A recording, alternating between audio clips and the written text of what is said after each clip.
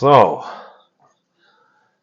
I thought about coming out here, attempting to do a little bit of physics wizardry, so to speak, by putting one over doing this, doing all this dimensional analysis like I've seen Thad do before, and I'm like, I totally am not good enough to do that yet.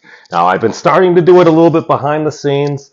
You got to work your way up to things. You got to start to learn what the heck you're talking about.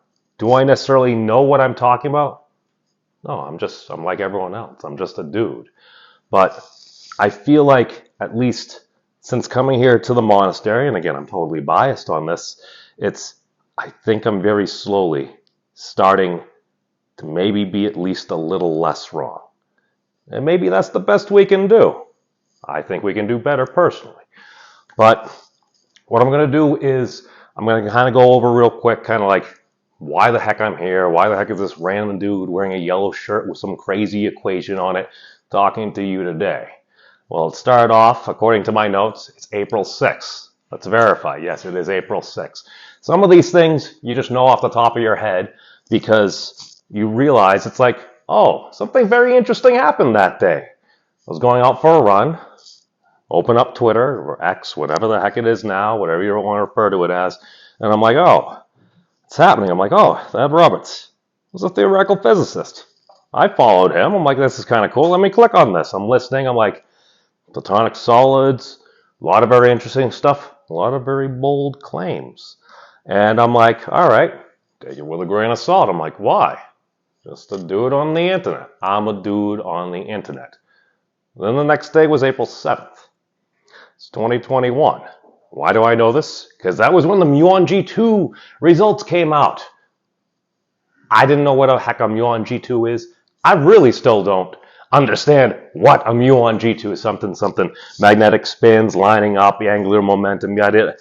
Very complex calculation. I'm like, people are going on, it's our Mars rover landing. I'm like, I guess this is a big deal. Why? It confirmed Brookhaven. That was a measurement from about a decade before that. And again, full disclosure, they are using the same ring and everything like that. We need to be open because if you actually believe in what you're talking about, your model should be able to stand scrutiny. So, since that came out, I just listened to Thad's premiere the day before. I utilized technology. I sent him a tweet. I'm like, I don't know if you covered this, but did this help your model? He responded, yes. I'm like, that's cool, that's cool. Now, my father, God rest his soul, he was an attorney. And he always told me, you follow the evidence. That's fair. The truth shall set you free. That's what we've all heard before. So I'm like, okay, is this truth? I don't know. But let me follow the evidence. I go back home, go to Fermilab's website, look at the numbers. I'm like, okay, it was this. Then I go to the video that premiered the day before. I'm looking, I'm like, it's within the error bars. I'm like, dude, man predicted the muon G2 results. How? What's going on here? What path was being followed? And so I reached out. He was nice enough to come on the podcast, interviewed him a second time, came out here a couple of other times to figure out what the heck is going on. And that's where I had asked that about different things, and he brought up things that I hadn't heard before. I'm like, well, from 5-dimensional ingredients, you can construct the parameters of field theory. I'm like, that's very interesting. Is that true? I didn't know. So I started to look. I used tools like Wolfram Alpha. It's a free website and everything, and had Professor Stephen Wolfram on, friend of the show. But these tools that we now have access to, utilizing our technology, our internet, we now have the ability to actually inquire. So I started looking around. And every once in a while, you'll run into different things, but the 5 core dimensional ingredients, time, space or length, charge, mass, and temperature, those are the dimensional ingredients that we have on the poster back there. Seems to at least tell a story for about 288 parameters or so, and a few including some of the other posters. But those are data points. Are they all right? I don't know. Probably, almost certainly not all of them. But if some of them are, This may lead us into other things that might be going on. Maybe we can make predictions. Maybe we can actually start to make better technology, have better computing power, models and everything. Maybe the best universal library of resources comes from the universe itself.